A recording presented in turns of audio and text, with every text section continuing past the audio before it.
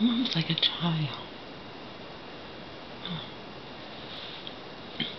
Like even just now, I bought a strawberries, you know. I said, Mom, I'm not really crazy about strawberries. I like blueberries, they're sweeter, you know, to cut up, you know, just easier blueberries. But I said, Mom, why how come you haven't eaten this strawberries? So I forgot about them. Like I told you. Right? So they don't last very long. They're from 3 days ago. They need to be eaten. So then I gave her one thing, and she's chopping them up and washing them or whatever, you know, because then I'm more likely to eat stuff like this. And she comes down here and she's like, Laura, where are the other strawberries?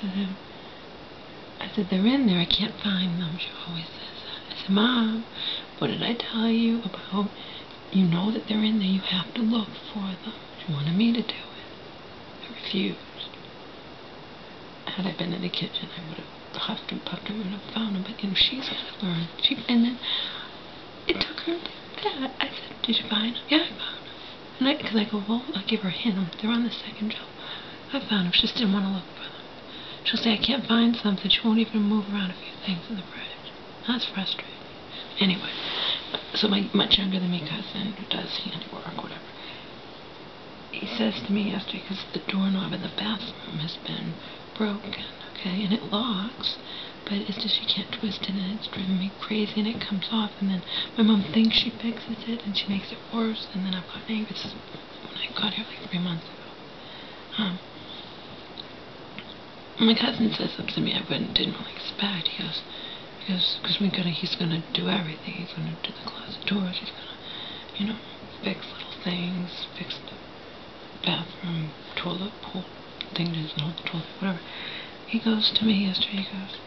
He goes, well, do you want a doorknob that has a lock on it? I'm like, yeah, of course I do. He's like, why? It's just you guys here. I go, because I like my privacy. And he goes, but, you know, it's just you guys. She can, you know, you just knock. I said, yeah, but she forgets to knock. And he's like, well, she's seen you when you were, I don't care. I don't have to explain to you, my young male cousin, why I want privacy in the bathroom, you know? I just don't want my mom to be able to just accidentally walk in. I want my to be able to lock. It's bad enough the fucking bedroom door doesn't lock. I don't have to explain anything to anybody. What I'm doing is my business, and I wouldn't even have to necessarily be doing anything bad. Maybe I'm trimming, sitting on, you know, trimming or something, you know. I want the door locked. I know for a fact most men would want their bathroom door to be locked. Anyway, I would like this bedroom door to be able to be locked, but I wasn't going to push it. I was going to be like, you know, while you're at it, can we get a new doorknob for here that locks? Sure as fuck want the bathroom door to lock. You know? He's asking me, like, it's why, you know, why do you want the bathroom door to lock? It's just you guys, you can knock. I don't care. I want it, she forgets to knock. She's better now, but in the beginning she was forgetting a lot and it was pissing me off. Anyway.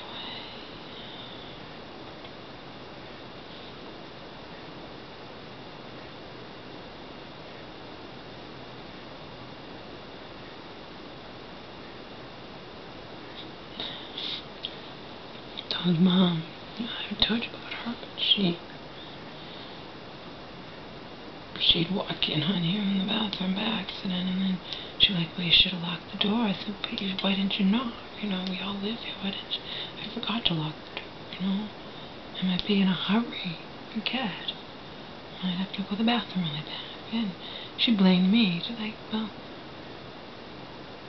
you should have locked the door. I said, well, most people don't knock. And she sarcastically started barging in the door. So she. And then right before Donald strangles me, of course he later denied it to the judge, but the judge didn't believe him worth a shit. Not to mention that he came to court looking all disheveled, like he'd gone on a bender the night before or something. He looked horrible. Horrible. Probably missed Omar. It's tough shit. He never deserved that dog.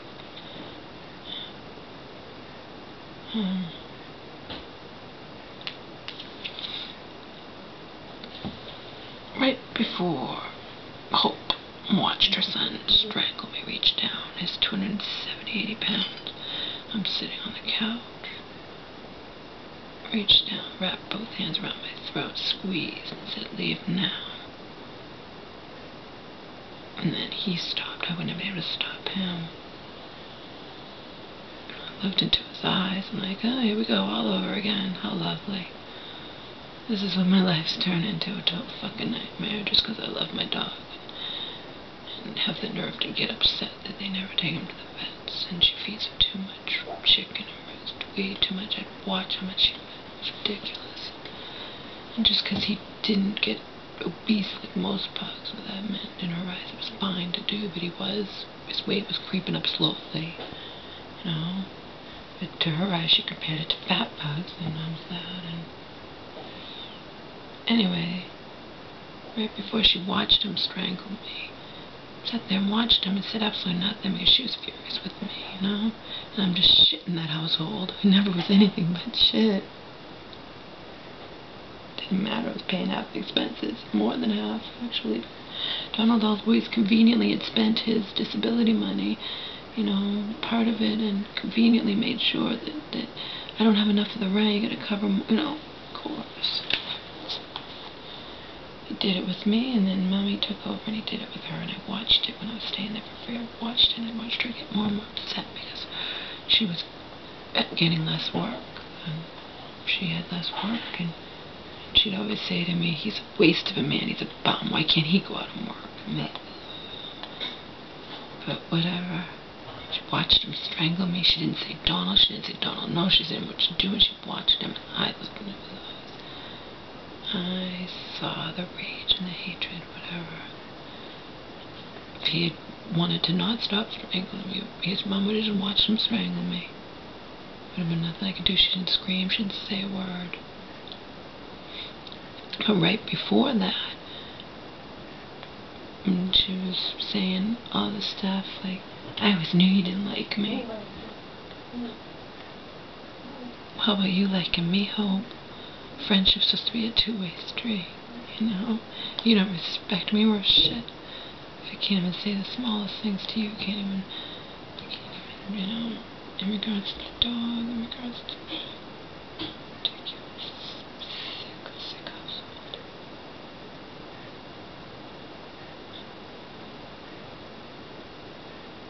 I am curious about whatever happened with them. I don't believe after the dog's gone and there's no more buffer, Donald will be probably drinking even more, if that's possible. Considering he drank an obscene amount and mixed it with a variety of psych meds. I do wonder, though, just because, you know, it's natural for me to wonder.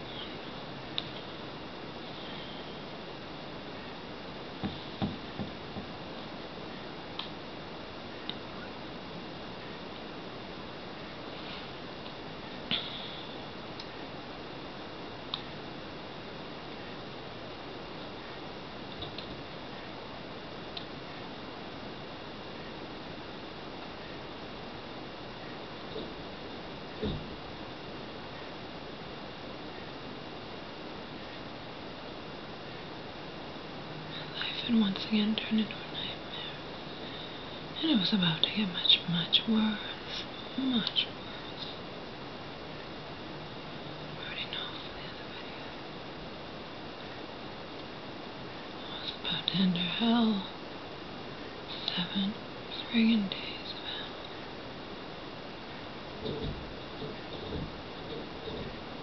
And even in the end, when my mom became a light at the silver lining, the light at the end of the tunnel, at the very last second, it was all going to be ripped away. Because she is so fucking controlled. It's just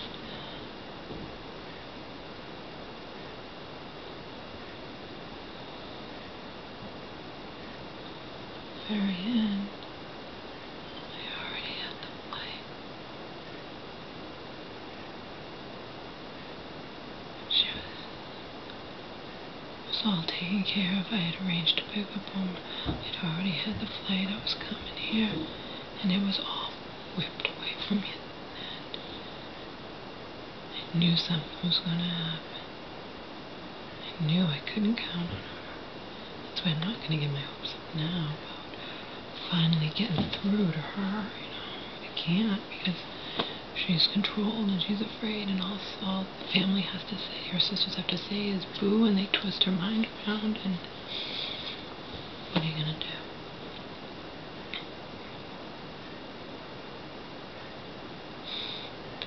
She was not going to tell me at the last minute when I had nowhere to go, and I already left. I had nowhere to go. I had nowhere. I was going to go back in that hole. She was not going to tell me I could not come here. With Omar, I refused to let her tell me that. Like, Mama was all upset. It was all arranged. Yeah, but they talked it out, and they said you'll be arrested. I mean, no, Mama, you told Mary, and they were all in cahoots. Mom, I can't be arrested. There's no restraining order. They can't arrest me. She believes anything. I say the truth, but she believes any fucking lie.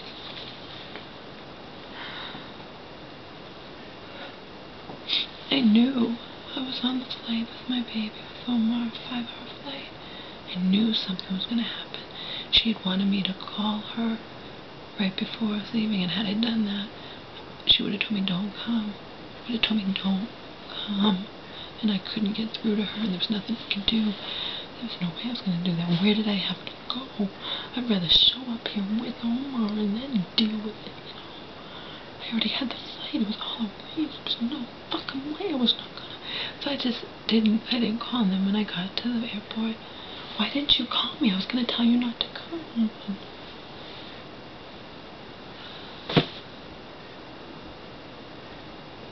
At the very least, I wound up in a shelter here. Way better than in the fucking New Images in Los Angeles. I still have nightmares. I stayed one fucking night, and Omar was safe. At the very least, after all of that, I didn't lose Omar. Even that was touch and go, because Omar goes to the bathroom on the floor. My mom would always say, Marion says Omar's got to stop going to the bathroom on the floor. But what are you going to do, Mom? Put him out in the woods? Get rid of him? No one's going to take him if he goes to the bathroom. You think I felt bad? The Social Security granted me a $17,000 back pay. And no, Marion said to my mom, I don't know how she got on Social Security. Social Security doesn't give people money just for anger issues.